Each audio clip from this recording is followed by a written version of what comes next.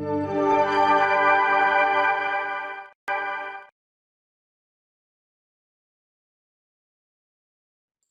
bismillahirrahmanirrahim. Assalamualaikum warahmatullahi wabarakatuh.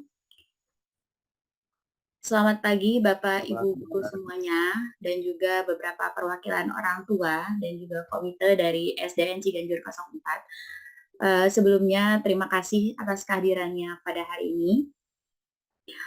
Alhamdulillahirrahmanirrahim wa bihi nasta'in wa ala umuri dunya waddin wassalatu wassalamu ala asrofil anbiya'i wa mursalin amma ba'du. Yang pertama-tama yang saya hormati Ibu Kepala Sekolah SDN Ciganjur 04, Ibu Yuliana MPD. Yang saya hormati Wakil Kepala Sekolah Bidang Kurikulum dan Bidang Kesiswaan, Ibu Nasrahanti SPD dan juga Ibu Haji Tini SPD. Serta Bapak Ibu Guru, perwakilan komite dan perwakilan orang tua wali murid SDN Ciganjur 04. Pertama-tama, marilah kita panjatkan puji syukur atas kehadirat Allah Subhanahu wa Ta'ala yang telah memberikan kita nikmat sehat sehingga kita bisa berkumpul pada kegiatan hari ini. Baik, langsung saja untuk mempersingkat waktu. Pada hari ini, saya sebagai MC moderator sekaligus pemateri akan menyampaikan beberapa hal yang akan berlangsung pada kegiatan hari ini. Kegiatan ini akan dimulai dengan kegiatan berdoa terlebih dahulu untuk memulai kegiatan diseminasi aksi nyata budaya positif di sekolah dalam rangka pemenuhan aksi nyata modul 1.4 pendidikan guru penggerak angkatan 10. Untuk kegiatan berdoa ini saya persilahkan, saya meminta izin, minta tolong kepada Bapak Suaib. Kepada Bapak Suaib saya persilahkan untuk memimpin doa pada kegiatan hari ini. Kepada Bapak Suaib saya persilahkan. Terima kasih. Ya, terima kasih Bu Osdan. Assalamualaikum warahmatullahi wabarakatuh. Waalaikumsalam warahmatullahi wabarakatuh.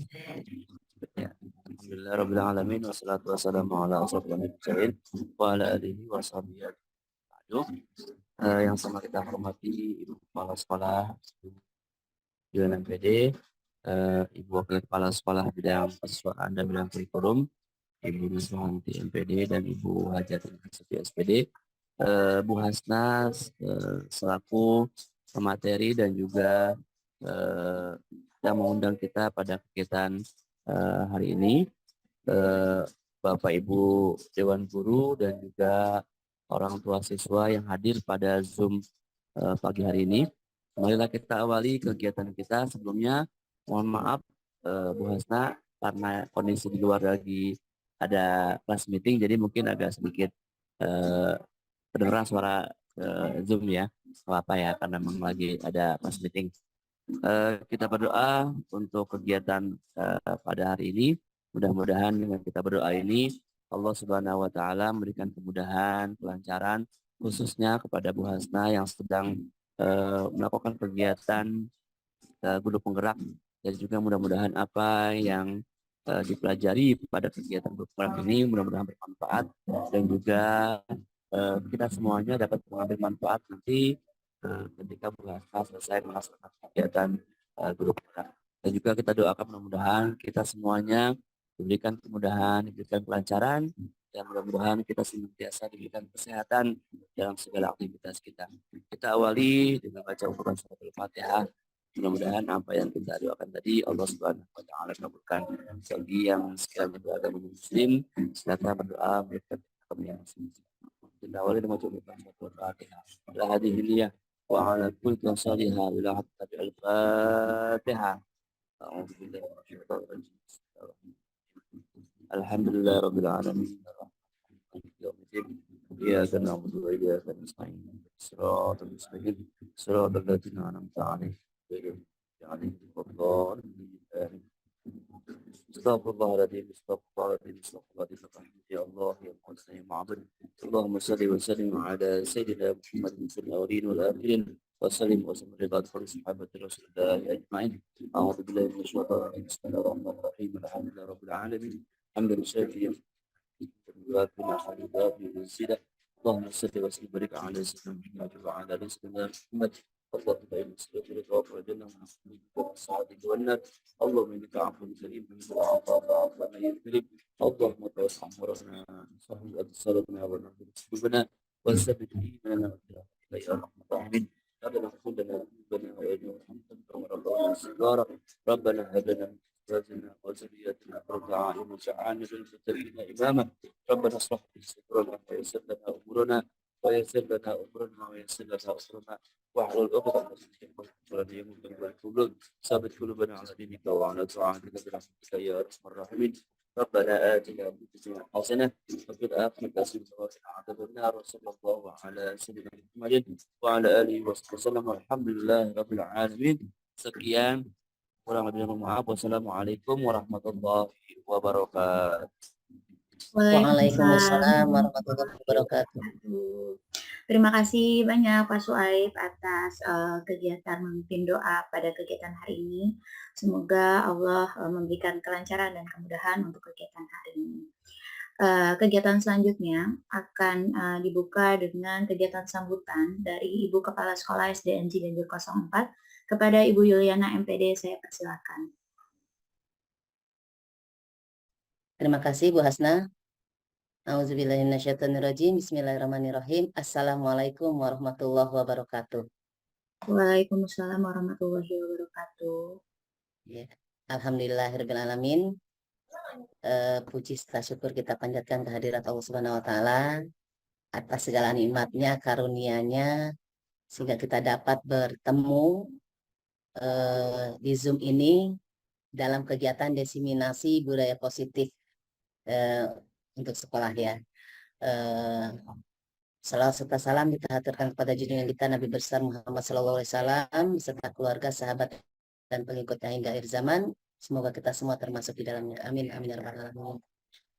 Terima kasih kepada Bu Hasna, kepada Bapak Ibu yang sudah hadir dalam kegiatan diseminasi ini untuk aksi nyata dari Bu Hasna. Nanti semoga apa yang dipaparkan oleh Bu Hasna, apa yang disampaikan oleh Bu Hasna, ilmunya insya Allah bermanfaat untuk kita semua. Ya. Dan insya Allah bisa kita terapkan di sekolah sehingga budaya positif di sekolah di SDN Ciganjur 04 nanti dapat tumbuh dan berkembang dengan baik. Ya, dapat direalisasikan, dapat diaplikasikan kepada murid-murid kita semuanya. Dan semoga Bu Hasna diberikan kesehatan, sukses ya dalam menjalani tugas-tugasnya sebagai CGP di Angkatan 10. Itu saja dari saya. Terima kasih kepada Bapak Ibu. Itu yang sudah hadir.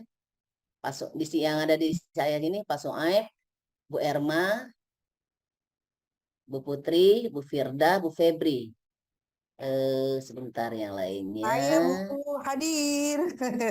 Iya, Bu Yuni, Bu Sri Wahyuni, Bu Laili, Bu Isrohani, ya Bu Dini, nah ya alhamdulillah Bu Nasrohanti, dah alhamdulillah Yuni Andani. Oke, kita support, kita dukung CGP dari Ciganjur 04, Bu Hasna ya, semoga sukses dan dapat menerap kita semua dapat ilmu dari apa yang akan dipaparkan oleh Bu Hasna dengan baik. Itu saja dari saya. Terima kasih. Wassalamualaikum warahmatullahi wabarakatuh. Waalaikumsalam warahmatullahi wabarakatuh. Ya, tambahan sekedar info. Saat ini saya sedang di Cipedak 03 ya. Terima kasih. Baik Ibu, terima kasih banyak untuk Ibu Yuliana MPD, Kepala Sekolah SDN Ciganjur 04 atas sambutannya untuk mengawali kegiatan pada pagi hari ini. Kegiatan selanjutnya, langsung saja saya akan memulai paparan materi mengenai diseminasi budaya positif di sekolah sebagai wujud aksi nyata saya dalam pendidikan guru penggerak Angkatan 10. Saya izin share screen terlebih dahulu ya Bapak dan Ibu.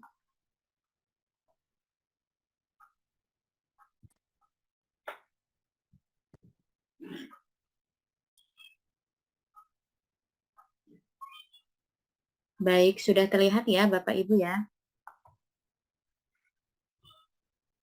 Sudah Bu Hasna. Baik, jika sudah terlihat saya akan mulai untuk memberikan materi pada hari ini. Baik, bismillahirrahmanirrahim. Hari ini saya akan menyampaikan aksi nyata saya modul 1.4 mengenai penyebaran pemahaman dan penerapan pengalaman budaya positif di sekolah, khususnya di SDN Ciganjur 04. Sebelum kita memulai materi pada hari ini, kita akan bersama-sama mendengarkan lagu Indonesia Raya. Kepada Bapak dan Ibu diharapkan untuk menyimak lagu.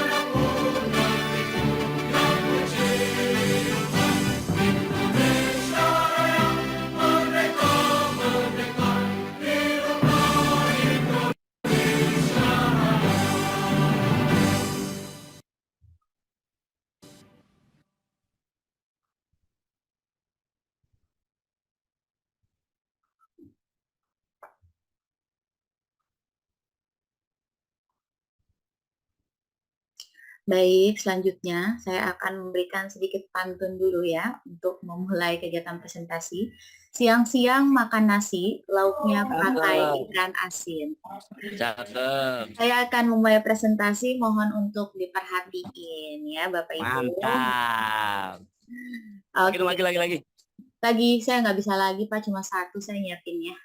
Ya. Baik, berikut ada pendahuluan. Kenapa sih saya harus memaparkan materi ini kepada Bapak Ibu guru semua? Ki Hajar Dewantara sebagai Bapak Pendidikan Republik Indonesia yang kita ketahui. Jadi Ki Hajar Dewantara ini mengumpamakan bahwa sekolah ini adalah ladang tempat bibit bersemai.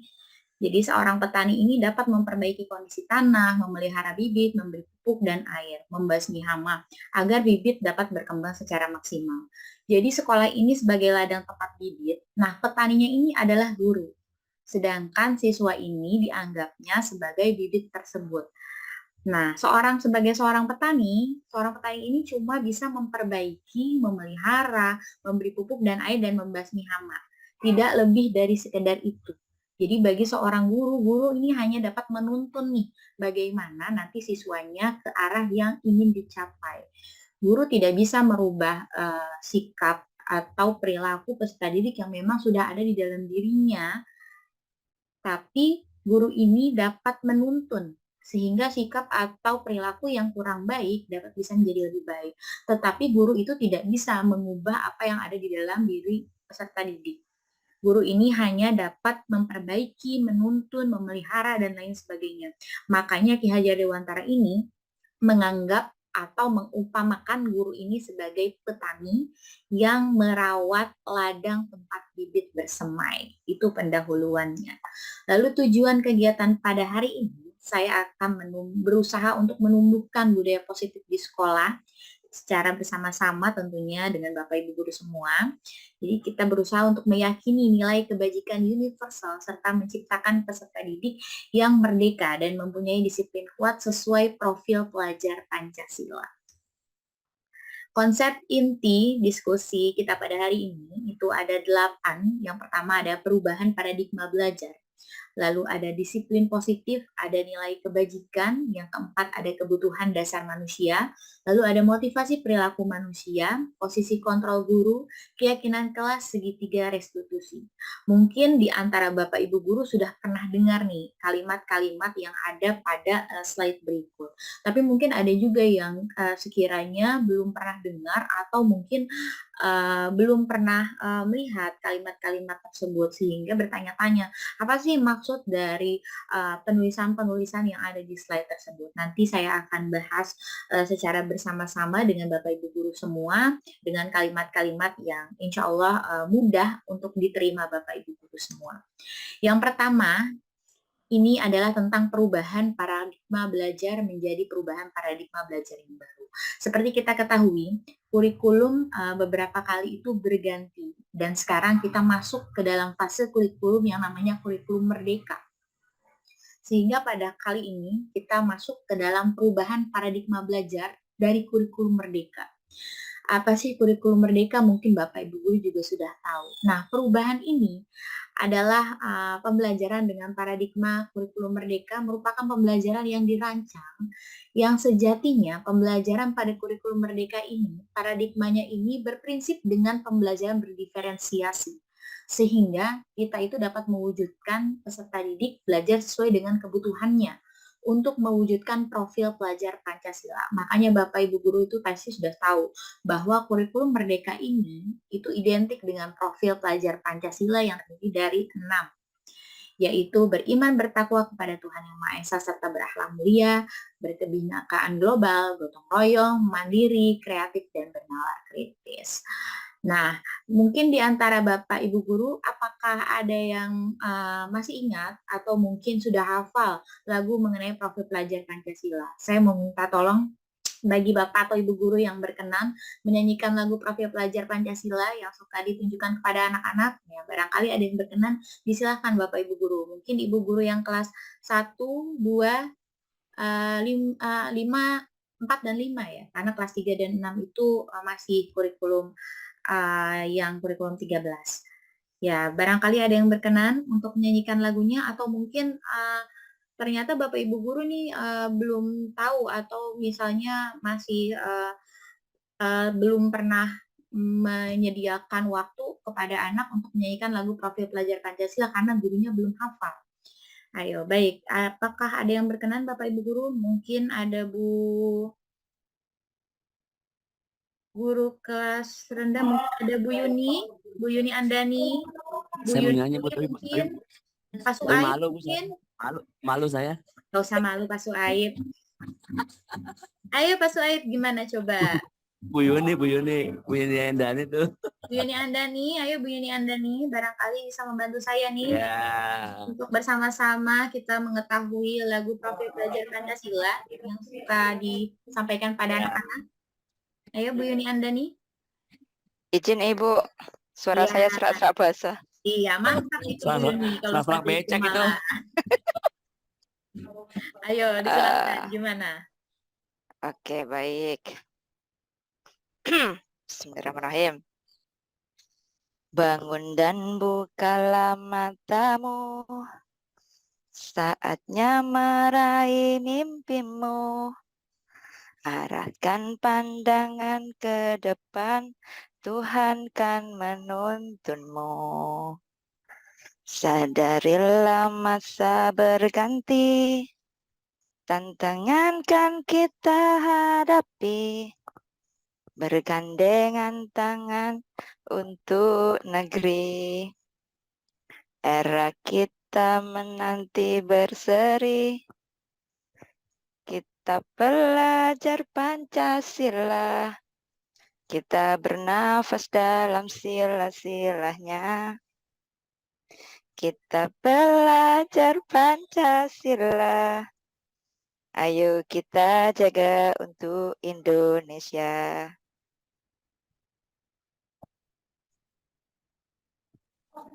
Mantap, Bu. Mungkin itu Jadi aja Bu Ibu. Yuni, Lanjut apa saya kurang hafal ini Bu?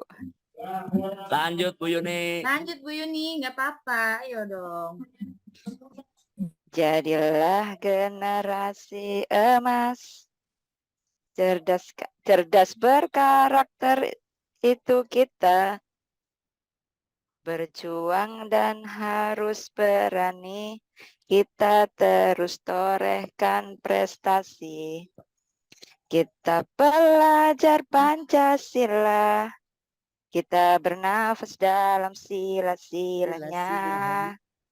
Kita belajar Pancasila. Ayo kita jaga untuk Indonesia. Kita belajar Pancasila.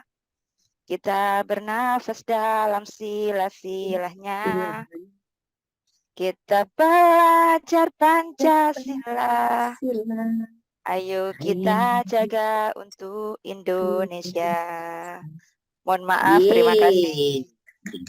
Terima kasih. Luar biasa Bu Dan Yuni. Mantap, mantap, mantap. atas kesediaannya, Masya Allah suaranya. Menggelegar. Bagus. Nah, ini dia selain yang tadi Bu Yuni Andani sampaikan, yang merdu sekali suaranya Masya Allah. Ini ada satu lagi lagu yang ini nih, yang ini biasanya disampaikan nih sama anak-anak. Mungkin ada lagi selain Bu Yuni Andani yang mau bernyanyi bersama tentang lagu Dimensi Profil Pelajar Pancasila. Masih ingat kan nih lagunya? Ayo coba gantian nih. Saya Bu Yuni Andani, siapa nih yang suaranya kira-kira menggelegar seperti Bu Yuni Andani? Bu Yuni Dwi, Bu Yuni Dwi. Ya, Bu Yuni Dwi boleh. Mana nih Bu Yuni Dwi nih? Ayo Bu Yuni Dwi. CGP Angkatan 11. Ayo. Bu Yuni Dwi, disilahkan. Mantap. Itu depannya gimana ya Bu ya? Coba deh Bu, dikasih contoh. Ayo, lupa masa. Pelajar Pancasila Beriman dan bertakwa Coba diulang pada dari pertama, Tuhan. Bu Yuni. Baik-baik. Belajar Pancasila, beriman dan bertakwa pada Tuhan yang Esa dan berakhlak mulia, berkebinekaan global, gotong royong mandiri, kreatif dan bernalar kritis.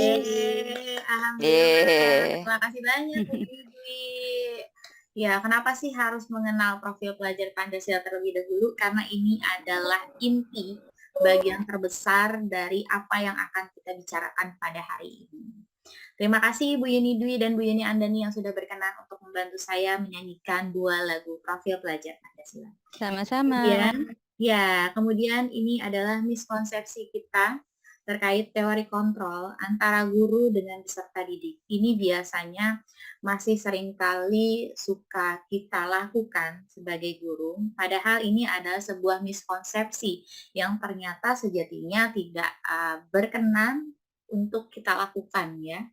Yang pertama, ilusi dari seorang guru terhadap murid mengontrol itu, terkadang kita merasa kritik dan membuat rasa bersalah kepada peserta didik itu mampu menguatkan karakter. Padahal itu adalah kesalahan, ya. Itu adalah miskonsepsi.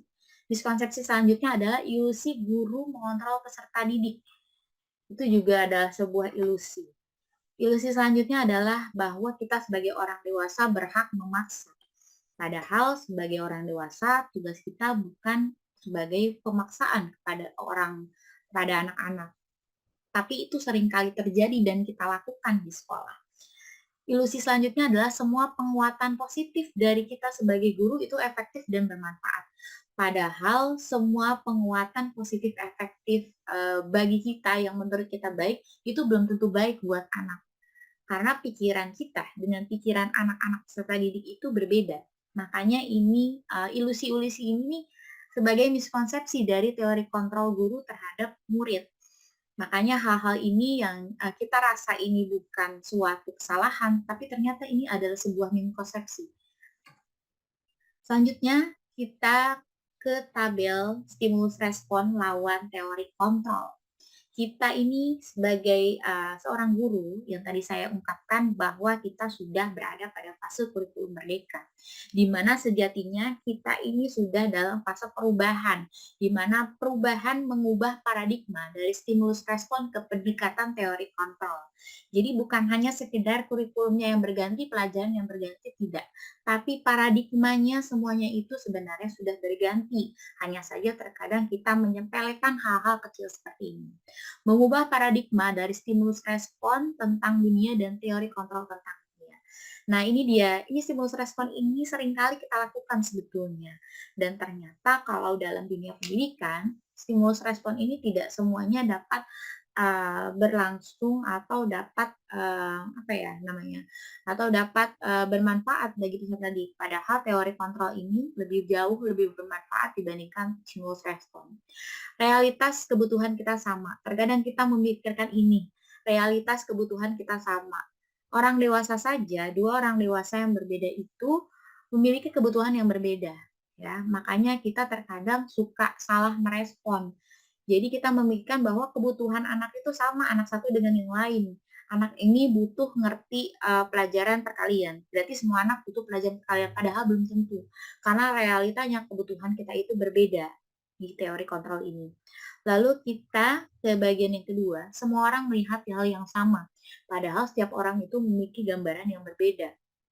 Jadi ini adalah beberapa paradigma yang harus kita ubah sebetulnya. Yang ketiga, kita mencoba mengubah orang agar berpandangan sama dengan kita. Padahal seharusnya kita berusaha memahami pandangan orang lain tentang dunia. Jadi kita tidak bisa memaksakan kehendak orang lain untuk mempunyai pandangan yang sama dengan kita. Selanjutnya, perilaku buruk dilihat sebagai suatu kesalahan. Padahal sekalipun perilaku buruk, sejelek-jeleknya atau seburuk-buruknya perilaku, itu pasti memiliki tujuan tertentu. Jadi kita tidak boleh sebetulnya memandang perilaku buruk itu sebagai suatu kesalahan. Walaupun memang itu salah, tapi kita tidak bisa memandang itu suatu kesalahan tanpa kita tahu tujuan dari perilaku buruk tersebut. Selanjutnya, orang lain bisa mengontrol saya. Padahal yang bisa mengontrol diri kita itu adalah diri kita sendiri, Bapak Ibu Guru. Selanjutnya, kita kadang berpikir kita bisa mengontrol orang lain. Kita bisa mengontrol peserta didik menjadi A, B, C, D, padahal tidak bisa. Kita tidak bisa mengontrol orang lain, begitu. Jadi kita hanya bisa mengontrol diri kita sendiri, tapi kita tidak bisa mengontrol orang lain sekalipun itu anak kecil, yaitu peserta didik yang ada di sekolah, Bapak Ibu. Selanjutnya, pemaksaan ada pada saat bujukan gagal. Padahal kolaborasi dan konsensus menciptakan pilihan-pilihan baru. Jadi ketika gagal, kita tidak bisa memaksakan anak-anak, tetapi kita harus berusaha berkolaborasi menjadi lebih baik dengan menciptakan pilihan-pilihan baru sehingga kegagalan itu tidak akan muncul kembali. Yang terakhir, kadang kita sering berpikir menang atau kalah. Padahal model berpikir yang seharusnya itu adalah menang dan menang. Jadi ketika anak mengikuti kegiatan lomba, perpikiran kita itu bukan menang atau kalah, tapi menang dan menang. Karena sekalipun kita mengikuti tanpa mendapatkan juara, kita sudah menang. Seperti itu Bapak Guru. Jadi ini adalah beberapa pandangan-pandangan yang kadang-kadang masih kita lakukan baik di sekolah ataupun di lingkungan rumah. Ya, ini beberapa yang harus kita ubah baik terhadap peserta didik ataupun terhadap anak kita sendiri. Karena agar kita ke depannya bisa menjadi seseorang yang lebih baik lagi ya. Selanjutnya, kita beralih ke disiplin positif. Jadi kalau tadi berbicara tentang beberapa stimulus respon dan juga teori kontrol, kita masuk ke disiplin positif. Disiplin di sini artinya belajar, sedangkan kalau positif itu adalah kegiatan yang baik. Disiplin di sini mengacu pada tanggung jawab terhadap apa yang kita lakukan berdasarkan sesuatu yang kita yakini. Disiplin positif ini merupakan penerapan disiplin yang bertujuan untuk menumbuhkan kesadaran serta memberdayakan anak tanpa imbalan atau ancaman. Imbalan itu biasanya berupa penghargaan atau sesuatu yang diberikan kepada anak, ancaman itu juga bisa berupa hukuman. Tetapi kalau disiplin positif ini tidak mengandung imbalan dan juga tidak mengandung ancaman. Jadi disiplin positif di sini itu bertujuan untuk menumbuhkan kesadaran. Jadi disiplin positif berawal dari kesadaran, bukan sekedar berdasarkan imbalan atau ancaman. Sebagai guru, tujuan kita itu menciptakan anak yang memiliki disiplin diri sehingga mereka berperilaku mengacu pada nilai kebajikan universal dan memiliki motivasi intrinsik. Motivasi dari dalam diri dia untuk berubah ke arah yang lebih baik. Jadi nilai kebajikan, dari tadi saya bicara nilai kebajikan universal. Apa sih nilai kebajikan universal? Nilai kebajikan ini adalah nilai yang sudah disepakati secara bersama-sama, lepas dari suku bangsa, agama, bahasa, maupun latar belakangnya. Nilai kebajikan ini itu sudah disepakati bersama, jadi bersama-sama, bukan sekedar saya memberikan sesuatu sikap yang harus ditaati, Anda mengikuti, tidak seperti itu, tapi nilai yang sudah disepakati bersama. Berikut adalah saya sampaikan 3 contoh nilai kebajikan yang sudah kita ketahui. Yang paling kiri itu ada profil pelajar Pancasila. Ini adalah nilai kebajikan universal dalam kurikulum Merdeka yang sudah tadi dinyanyikan oleh ibu-ibu cantik ya. Jadi yang sebelah kiri adalah contoh nilai kebajikan universal dari profil pelajar Pancasila. Ya, bagian dari kurikulum Merdeka. Sedangkan bagian tengah ini adalah IBO program Primary Years Program. Di sini dia memiliki nilai kebajikannya seperti yang ada di dalam slide. Lalu yang paling kanan, yang sebelah kanan, ini ada life skill atau kecakapan hidup. Ya, jadi life skill ini nilai kebajikan yang sudah ditentukan secara universal, yaitu seperti yang ada pada sebelah kanan, yaitu dapat dipercaya, lurus hati, pendengar yang aktif, dan lain sebagainya. Jadi nilai kebajikan ini ditentukan secara bersama-sama, ya, terlepas dari suku bangsa, agama, bahasa, maupun latar belakang. Selanjutnya, kita ke kebutuhan dasar manusia. Jadi berbicara tentang tadi sikap-sikap, nilai kebajikan, teori kontrol, kita sekarang masuk ke kebutuhan kita, kebutuhan dasar manusia. Kebutuhan dasar manusia itu apa sih? Itu adalah segala sesuatu yang kita lakukan untuk mendapatkan apa yang kita inginkan. Jadi semua tindakan atau semua perilaku yang kita lakukan itu sebenarnya memiliki tujuan. Dan semua usaha terbaik yang kita lakukan itu bertujuan agar kebutuhan dasar kita terpenuhi dengan baik. Tanpa kita sadari, apapun yang kita lakukan itu untuk memenuhi semua kebutuhan dasar manusia, semua kebutuhan dasar kita.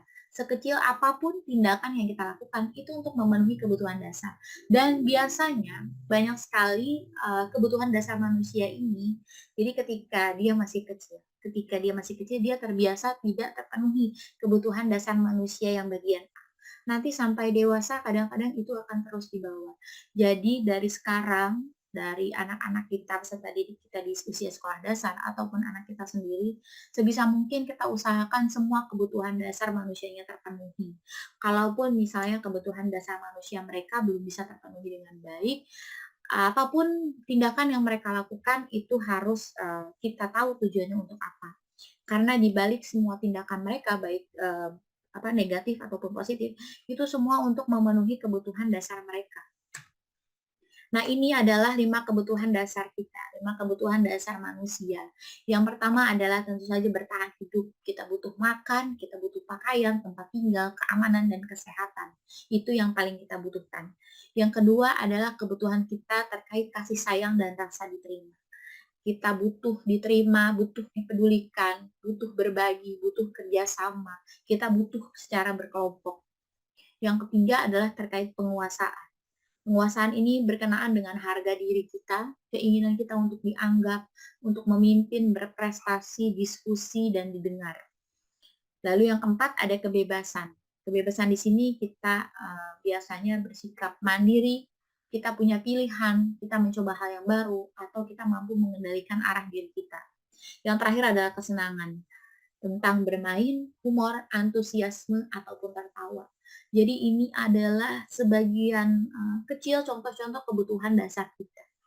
Jadi banyak kebutuhan lain yang masih termasuk ke dalam 5 ini. Dari 5 kebutuhan dasar manusia ini banyak sekali contoh-contoh. Makanya dari tadi saya sebutkan, apapun yang kita lakukan, tindakan apapun yang kita lakukan, itu sejatinya untuk memenuhi kebutuhan dasar diri kita sendiri. Nah, ini adalah motivasi perilaku manusia, di mana ketika kita bertindak atau kita melakukan sesuatu itu ada alasannya. Biasanya untuk peserta didik di sekolah kita, itu ada 2 hal yang memicu dia untuk melakukan sesuatu motivasinya. Yang itu adalah motivasi ekstrinsik. Yang tadi saya bilang, biasanya seperti di sekolah melakukan sesuatu karena imbalan dan karena hukuman. Jadi dia biasanya bertindak untuk menghindari ketidaknyamanan atau hukuman. Jadi dia mau melakukan sesuatu karena dia tidak mau dihukum. Contoh misalnya dia ingin mengerjakan PR karena dia tidak mau dihukum karena tidak mengerjakan PR. Itu namanya motivasinya itu hanya motivasi untuk menghindari ketidaknyamanan atau hukuman tersebut. Sedangkan hal itu seharusnya tidak diperkenankan untuk diperbuat olehnya. Yang kedua adalah untuk mendapatkan imbalan atau penghargaan dari orang lain. Jadi misalnya dia mengerjakan tugas tepat waktu itu karena dia ingin mendapatkan penghargaan dari ibu gurunya, ingin mendapatkan penghargaan dari bapak gurunya, untuk mendapatkan imbalan misalnya berupa bintang dari ibu gurunya. Kalau misalnya kamu selesai duluan, kamu akan mendapatkan bintang dari ibu. Nah itu seperti itu sebenarnya sudah baik, tapi motivasi perilaku yang muncul dari anak-anak didik kita itu masih motivasi ekstrinsik. Jadi masih sekedar untuk aku mau dapat imbalan, aku nggak mau dapat hukuman, sekedar itu. Padahal motivasi yang baik adalah motivasi intrinsik, yaitu dari dalam diri kita. Di mana kita menjadi orang yang orang lain inginkan, dan kita menghargai diri sendiri dengan nilai yang kita miliki. Jadi motivasi yang ada dari dalam diri berdasarkan kesadaran.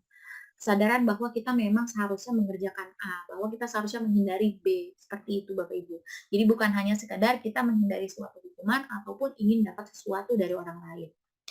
Nah ini adalah masih lanjutan dari yang tadi. Ada hukuman, konsekuensi, dan restitusi. Apa sih bedanya gitu? Kalau hukuman ini bersifat sesuatu yang tidak terencana atau tiba-tiba. Jadi murid ini nggak tahu apa sih yang akan terjadi. Jadi ketika dia melakukan kesalahan, dia tidak tahu nih kalau misalnya ternyata hukumannya itu adalah misalnya dia disuruh menyapu lantai misalnya. Dia tidak tahu apa yang akan terjadi. Jadi hukuman itu adalah sesuatu yang biasanya terjadi secara tiba-tiba dan murid itu tidak tahu ketika dia punya kesalahan ternyata dia mendapatkan hukumannya seperti itu. Dan dia bersifat satu arah. Satu arah ini sendiri di mana guru ini hanya memutuskan. Guru atau orang tua hanya memutuskan bahwa anak harus melakukan A. Dan ini biasanya berupa hukuman fisik ataupun psikis. Sedangkan konsekuensi, apa bedanya dengan hukuman? Konsekuensi ini sudah terencana atau disepakati sesuai peraturan. Tetapi biasanya murid ini tetap dibuat tidak nyaman. Jadi walaupun sudah ada aturan di kelas, ada konsekuensi, sudah terencana nih, sudah disepakati antara guru dengan murid, antara orang tua dengan anak sudah disepakati, tapi anak tetap merasa tidak nyaman karena guru atau kita sebagai orang tua, sebagai guru, selalu memonitor anak kita, selalu memonitor murid kita, sehingga murid itu dibuat merasa tidak nyaman. Sedangkan kalau restitusi, ini adalah proses menciptakan kondisi bagi peserta didik untuk memperbaiki kesalahan. Jadi ada proses kolaborasi yang lebih baik dari sekedar konsekuensi, di mana kita mengajarkan murid untuk mencari solusi sendiri. Jadi konsekuensi itu biasanya masih bersinggungan dengan hukuman karena murid itu masih merasa tidak nyaman, anak masih merasa tidak nyaman.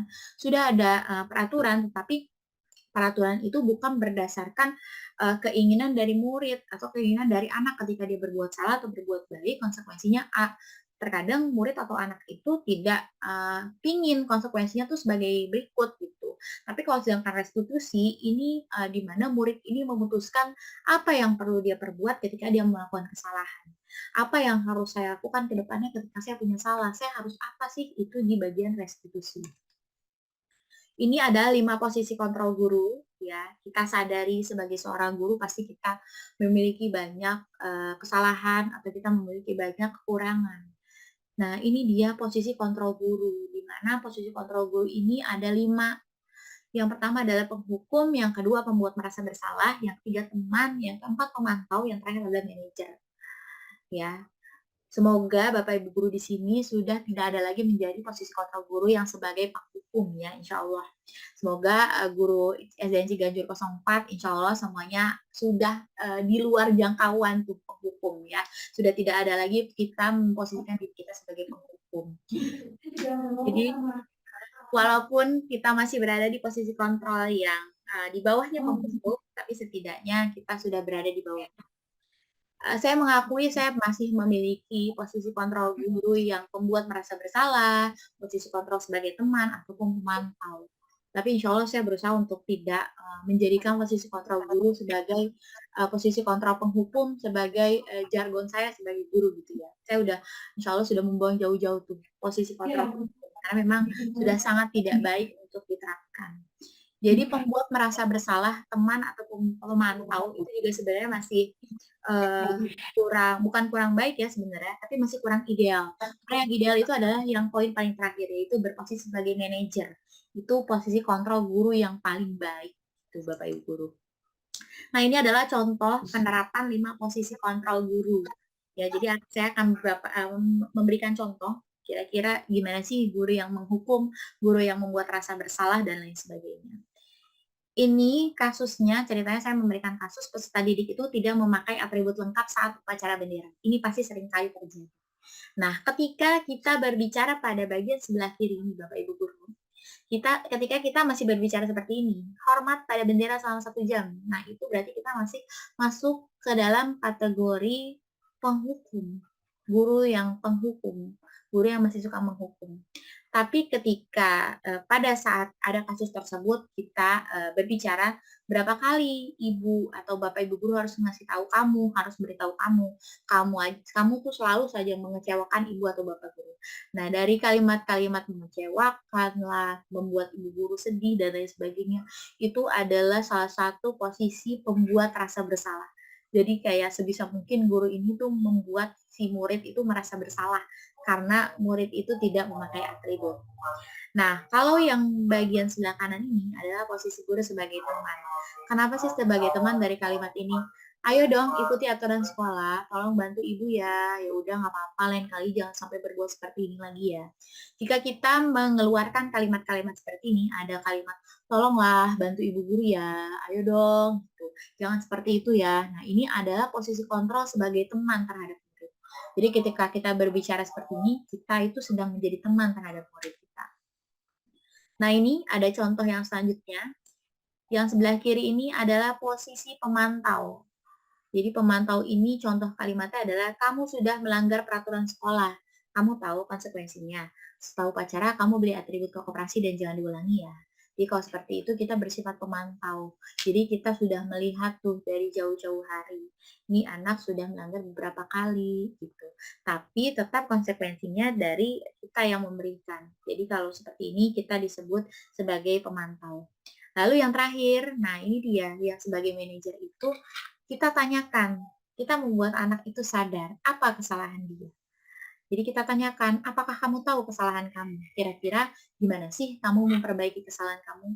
Jadi pada posisi manajer di sini, kita itu membuat anak mengakui kesalahannya dan kita mengajak anak untuk menyepakati kira-kira apa sih yang harus dia perbuat sehingga dia harus memperbaiki kesalahan dia. Jadi posisi kontrol manajer di sini kita mengajak anak untuk memilih atau anak mengungkapkan apa sih yang dia inginkan untuk menebus kesalahan itu. Jadi memperbaiki kesalahannya bukan dari keputusan seorang guru atau seorang orang tuanya, tapi dari anak itu sendiri. Nah, ini kita ke slide selanjutnya. Posisi kontrol apakah aku? Nah, coba kita tebak di sini. Ketika ada kalimat saya kecewa sekali dengan kamu, kira-kira ini posisi kontrol apakah Bapak Ibu guru? Apakah ada yang sudah memahami? Saya kecewa sekali dengan kamu. Kira-kira posisi kontrol apa yang disebutkan dalam kalimat ini? Adakah yang bisa membantu untuk menjawabnya? Dia merasa bersalah, Bu. Apa ya? Iya, betul Pak Suaib. Ketika ada kalimat saya kecewa sekali dengan kamu, ini adalah pembuat rasa bersalah, betul. Jadi kita membuat anak itu agar merasa bersalah nih. Jadi kita mengeluarkan kalimat-kalimat sehingga anak merasa bersalah. Terima kasih Pak Suaib sudah memahami materi hari ini. Selanjutnya ada kalimat kamu tidak pernah benar melakukan. Kira-kira posisi kontrol apakah ini? Kamu tidak pernah benar melakukannya.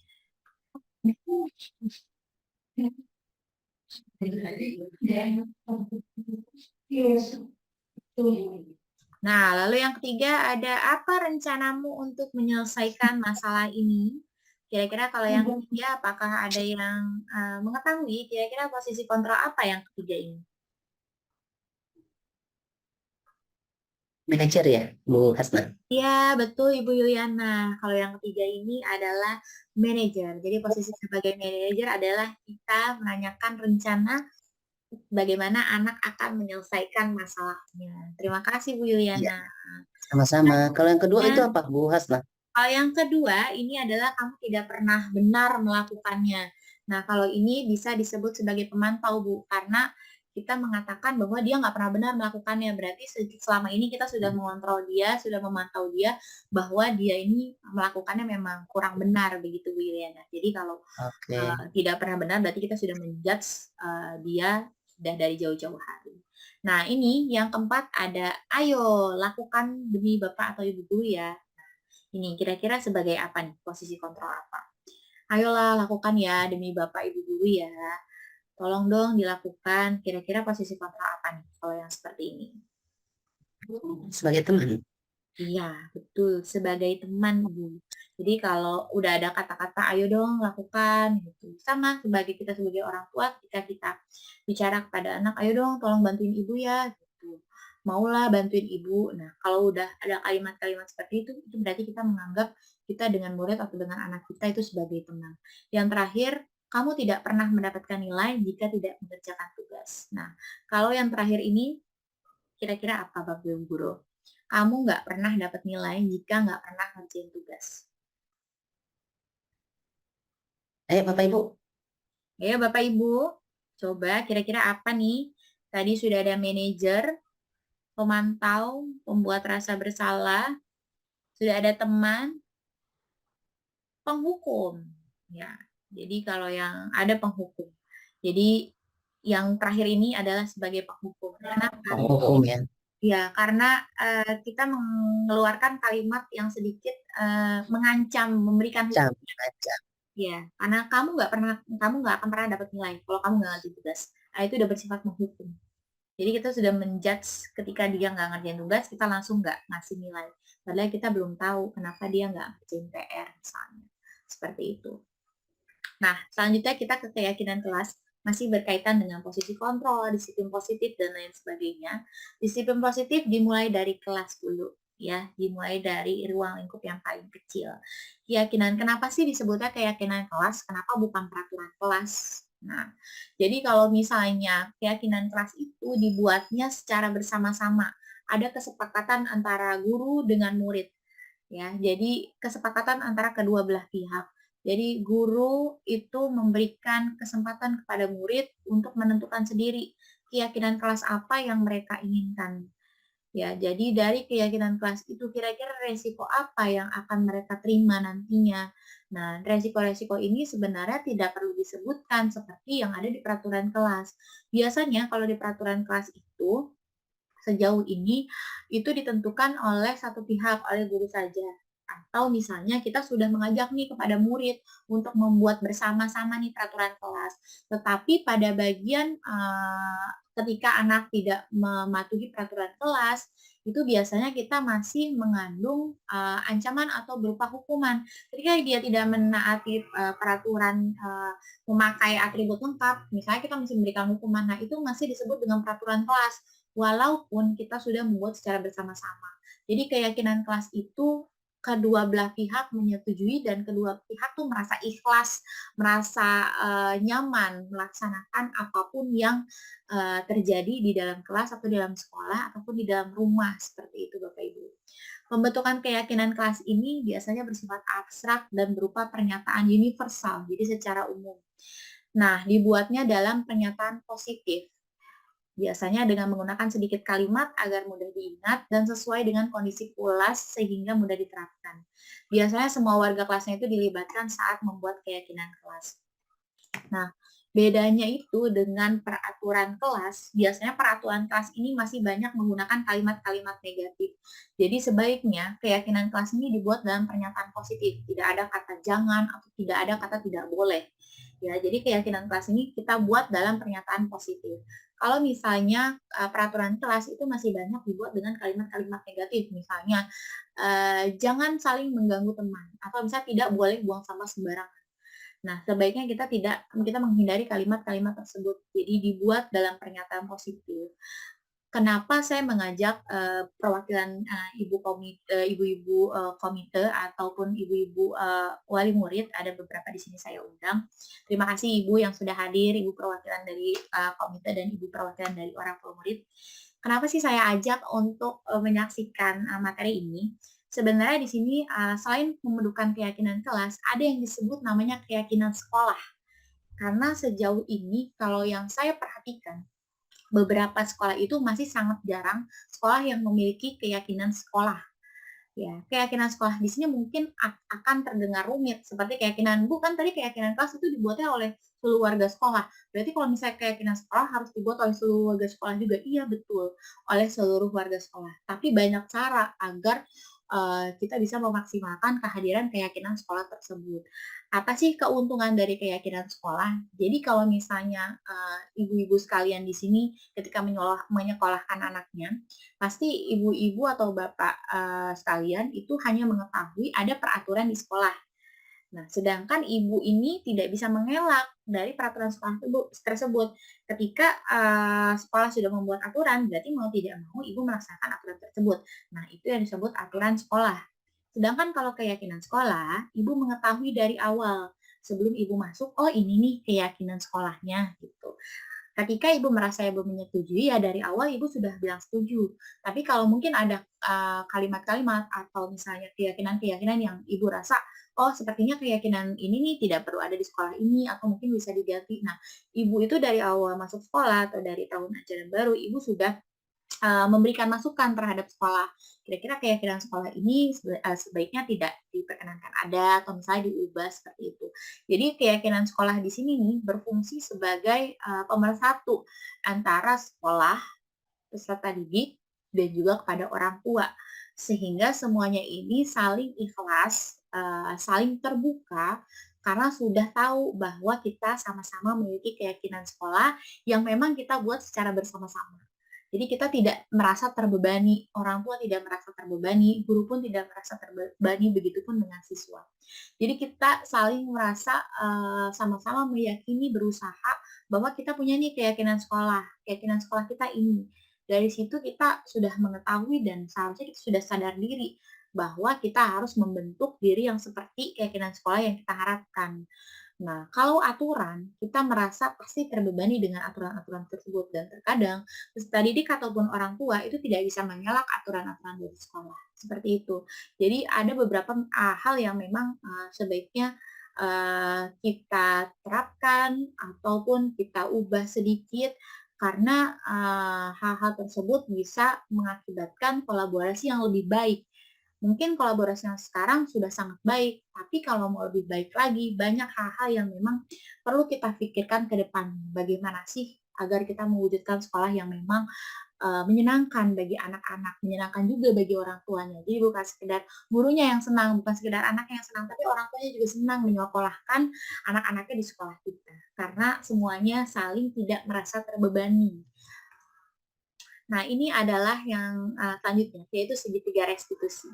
Seperti tadi yang saya sebutkan, kita berusaha untuk agar peserta didik itu bertanggung jawab, mandiri bertanggung jawab atas kesalahan yang dia lakukan. Jadi segitiga restitusi ini adalah kepada Bapak Ibu guru atau kepada orang tua.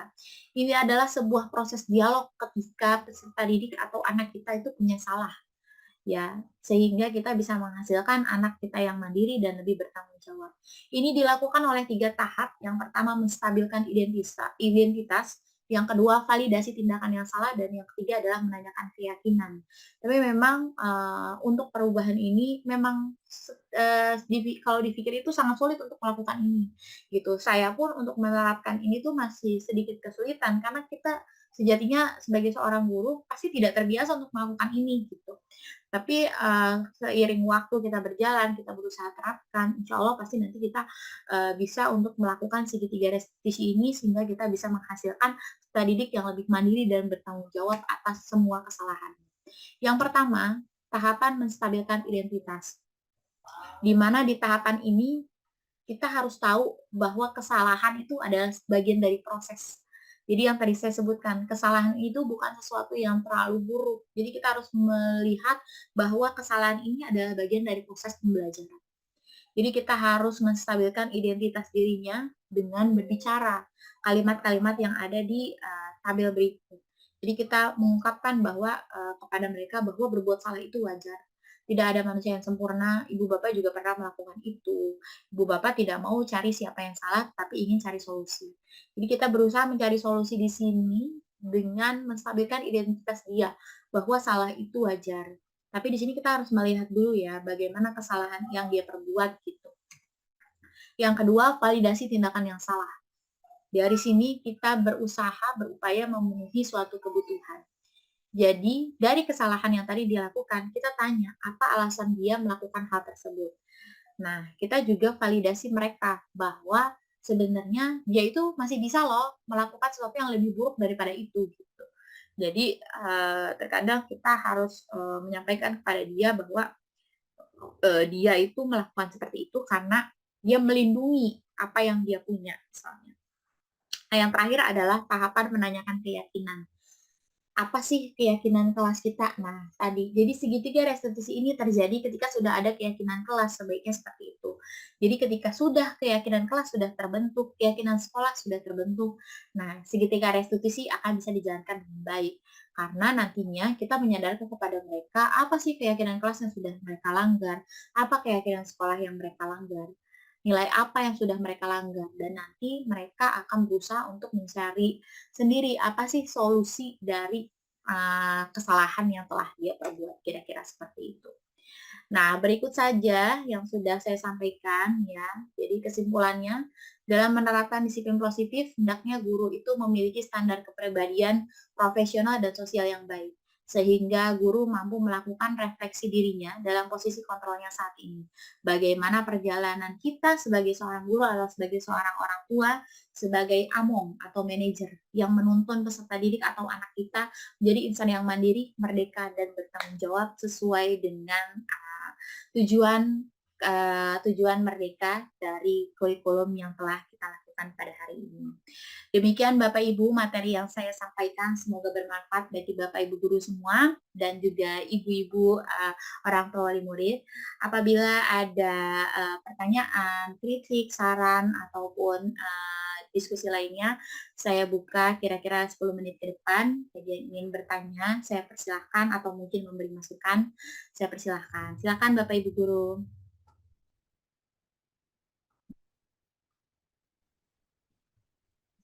Boleh bertanya, Bu?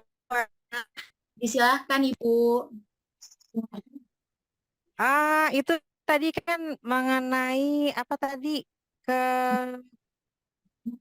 kelas gitu ya, kesepakatan kelas dengan yang tadi diungkapin tuh tadi apa namanya? Keyakinan kelas. Keyakinan kelas. Keyakinan kelas, iya. Keyakinan kelas dengan kesepakatan kelas itu sama ya Bu Husna ya berarti ya. Karena sepertinya sih dua-duanya karena apa namanya berdasarkan hasil dan kesepakatan antara siswa dengan guru gitu. Bagaimana Bu Husna? Sama atau berbeda kesepakatan kelasnya itu? Apa bedanya kesepakatan kelas dengan tadi Pak? Peraturan kelas. Keyakinan guru. Bukan peraturan kelas, bukan. Keyakinan kelas, Masya Allah, iya. Apa bedanya keyakinan kelas dengan kesepakatan kelas? Karena selama ini kalau saya membuat kesepakatan kelas gitu.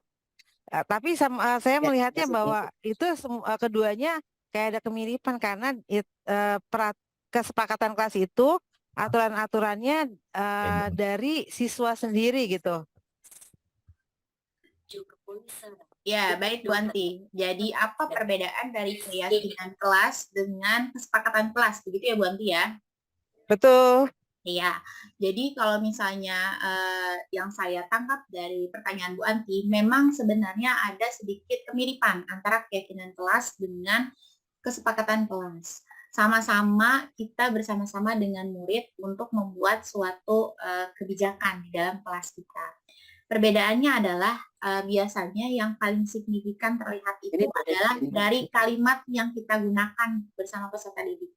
Biasanya kalau misalnya kesepakatan kelas, terkadang kita masih suka mengeluarkan kalimat-kalimat yang konotasinya negatif. Seperti misalnya dengan kalimat tidak boleh, jangan, atau misalnya menggunakan kalimat yang terlalu panjang. Nah, itu biasanya masih disebut dengan kesepakatan kelas. Bedanya dengan keyakinan kelas di sini kita mengarahkan anak kepada hal-hal yang lebih positif. Jadi kita berusaha mengembangkan disiplin positif mereka, sehingga tidak ada lagi kalimat-kalimat yang berkonotasi negatif.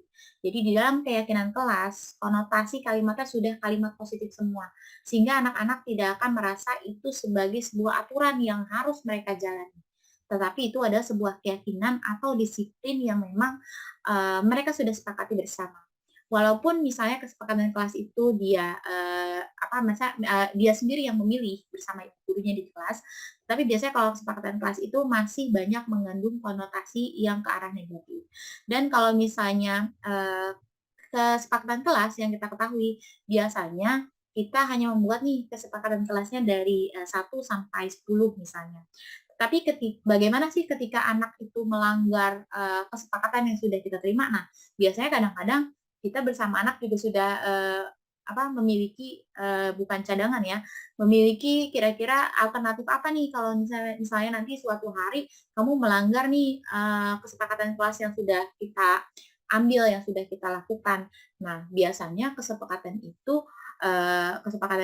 memang sudah dibuat nih antara kita dengan murid, tapi mungkin tidak sebagian besar murid menyetujui hal itu. Jadi walaupun kelihatan yang, oke Bu, nanti kalau misalnya saya melanggar, berarti saya harus melakukan itu ya. Nah, itu kan masih ada konotasi-konotasi yang ke arah negatif. Jadi masih ada pemberian imbalan ataupun pemberian ancaman atau hukuman. Jadi mungkin ada anak yang merasa sebenarnya aku tuh nggak setuju dengan kesepakatan kelas yang sudah ada, ataupun misalnya aku setuju sama kesepakatan kelas yang sudah dibuat sama kita dengan ibu guru, tapi aku tidak setuju jika misalnya aku berbuat kesalahan di poin 1, tapi aku harus kayak gini, aku sebenarnya nggak mau, cuma ya udah deh gimana. Terkadang anak-anak tuh ada yang seperti itu. Jadi anak itu lebih memilih, oke deh kita ikuti suara terbanyak. Kadang kita sebagai guru juga kelemahan kita mencari apa suara yang terbanyak, bagaimana suara yang terbanyak gitu. Tapi kalau misalnya keyakinan kelas, perbedaannya itu adalah ketika kita sudah meyakini nih kalimat-kalimat keyakinan kelas yang sudah kita jalani bersama, gimana sih nantinya ketika anak itu melanggar. Nah, ketika anak itu melanggar, kita berusaha untuk menerapkan segitiga restitusi tersebut. Jadi kita menanyakan sendiri bagaimana anak itu akan bertindak ketika mereka melakukan kesalahan atau ketika mereka melanggar keyakinan kelas yang telah mereka sepakati. Kira-kira begitu Bu Anti. Oke, baik. Terima Sama Bu Anti. Mungkin ada lagi Bapak Ibu guru ataupun Ibu orang tua wali murid yang ingin menanyakan sesuatu. Saya persilakan. Ayo Mama Fatir, Bu Yayan. Mumpung ada Bu Hasna, silakan bertanya.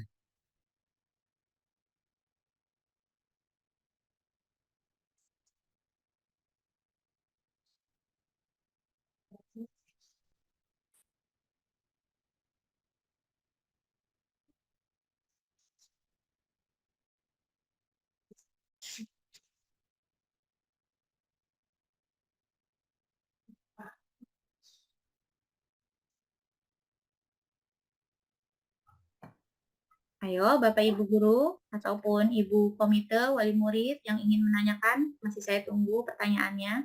Ataupun ada yang ingin memberikan saran atau masukan terkait budaya positif di sekolah kita. Seperti itu. Silahkan jika ingin ditanyakan, dipersilahkan.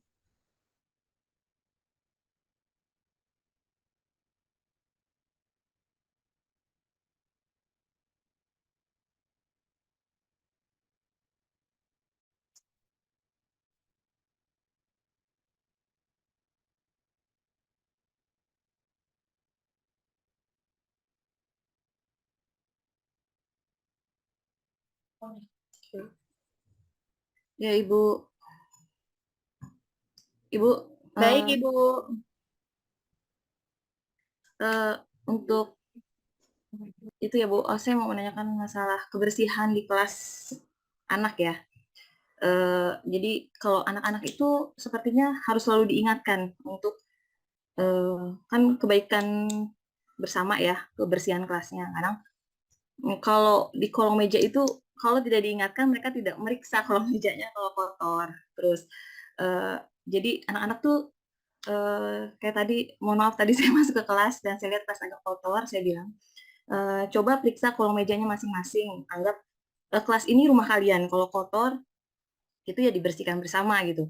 Jadi mungkin selain orang tua yang mengingatkan anak di rumah, mungkin dibantu ibu gurunya juga untuk setiap masuk kelas untuk mengingatkan kembali untuk kebersihan kelasnya masing-masing. Kadang kan sampah di kelas itu bisa menyebabkan jadi sarang nyamuk, jadi gatal, tidak nyaman gitu loh Bu. Maksudnya itu kan juga kebiasaan baik ya buat anak-anak.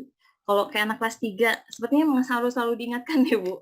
Kadang pas diingatkan mereka iya gitu, tapi besoknya ketika diperiksa lagi udah kotor lagi, kayak gitu ya Bu. Itu hanya saran mungkin ya Bu dari saya. Terima kasih. Ya, terima kasih Mama Fatir. Baik, memang masalah kebersihan itu adalah masalah yang terjadi di mana saja ya, di sekolah, di rumah, itu pun seperti itu. Jadi memang disiplin positif yang paling pertama kita lakukan itu memang terkait kebersihan. Makanya yang saya bilang sebaiknya kita gunakan keyakinan kelas itu. Kenapa? Karena untuk menyadarkan diri anak bahwa kebersihan itu adalah untuk kesehatan dirinya sendiri. Bukan hanya sekedar kita menghilangkan sampah dari kolong, tapi bukan sekedar itu, tapi itu juga untuk menjaga kesehatan dia dan juga orang-orang di sekitarnya.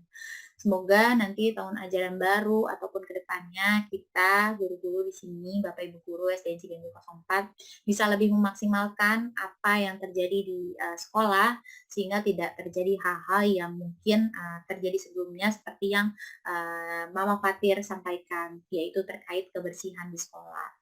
Semoga kedepannya kita bisa menerapkan budaya positif yang lebih baik sehingga kebersihan akan terus terjaga di sekolah kita.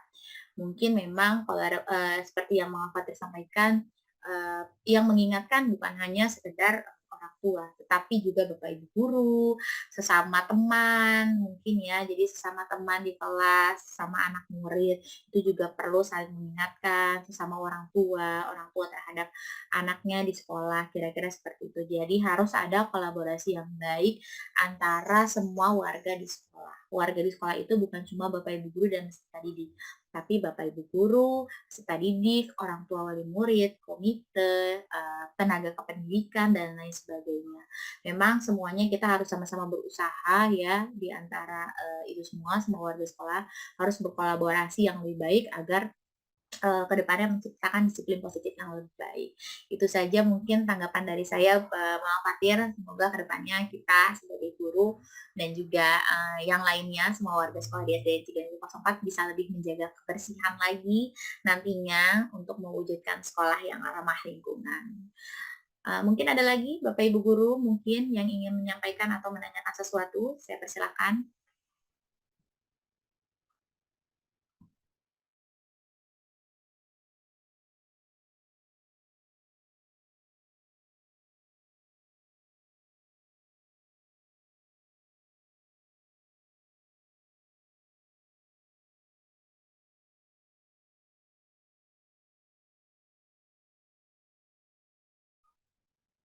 Baik, jika sudah tidak ada lagi yang ingin ditanyakan atau disampaikan, mungkin saya cukupkan kegiatan pada hari ini, atau mungkin kegiatan ini akan ditutup dulu oleh dua patah kata dari Ibu Kepala Sekolah, mungkin Ibu Yuliana MPD, saya persilakan apabila ada sesuatu yang ingin disampaikan, saya persilakan Ibu, disilakan. Baik, terima kasih Bu Hasna. Kepada Bapak Ibu guru, orang tua siswa yang perwakilan orang tua siswa, alhamdulillah ya dapat ilmunya ya, dapat ilmunya dan insya Allah bisa kita terapkan untuk anak-anak kita, baik guru kepada muridnya dan orang tua kepada anak-anaknya ya. Dah insya Allah ilmu yang diberikan tadi manfaat untuk kita semua. Itu saja Bu Hasna, terima kasih. sehat selalu dan sukses. Alhamdulillah, terima kasih banyak Bu Assalamualaikum Yuliana. warahmatullahi wabarakatuh. Waalaikumsalam. Terima kasih banyak kepada Bu Yuliana MPD selaku Kepala Sekolah SDN Ciganjur 04 untuk menutup kegiatan hari ini dengan beberapa kalimatnya, kalimat sepatah dua patah kata. Terima kasih banyak Bu Yuliana MPD. Terima kasih banyak kepada Bapak Ibu guru yang telah hadir dalam kegiatan diseminasi budaya positif di sekolah yang telah saya laksanakan pada hari ini. Terima kasih juga kepada perwakilan komite dan perwakilan orang tua murid, Mama Fatir. Lalu di sini ada tadi Ibu siapa namanya? Bu Yayan. Iya, Ibu Yayan, terima kasih banyak. Terima kasih banyak Bapak Ibu guru. Semoga semua kebaikannya dibalas oleh Allah Subhanahu wa taala. Terima kasih.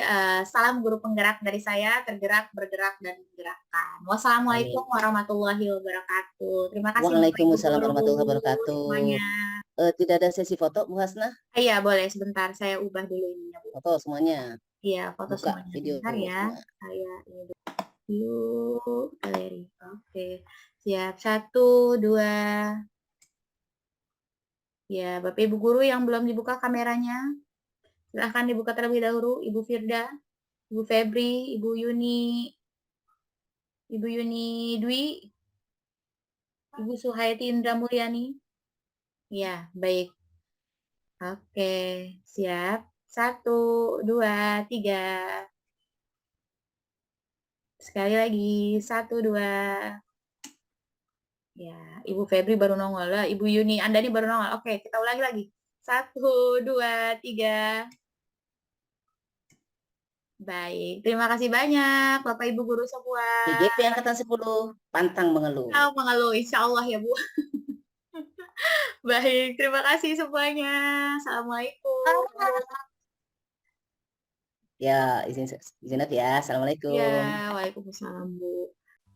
Selanjutnya, saya melakukan aksi nyata mengenai keyakinan kelas yang saya lakukan di kelas 3A SDN Ciganjur 04. Pertama-tama, saya melakukan penjelasan terlebih dahulu mengenai apa itu keyakinan kelas. Di sini saya menuliskan pengertian dari keyakinan kelas.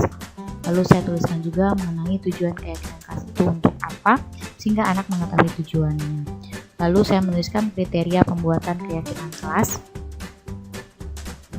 Nah, ini adalah proses pembuatan keyakinan kelas di mana saya memberikan penjelasan terhadap anak terlebih dahulu, di mana penjelasan di sini agar peserta didik kelas saya, kelas 3A, dapat mampu mengetahui bagaimana keyakinan kelas tersebut dan apa bedanya dengan peraturan kelas, sehingga anak bisa melakukan atau membuat keyakinan kelas secara bersama-sama.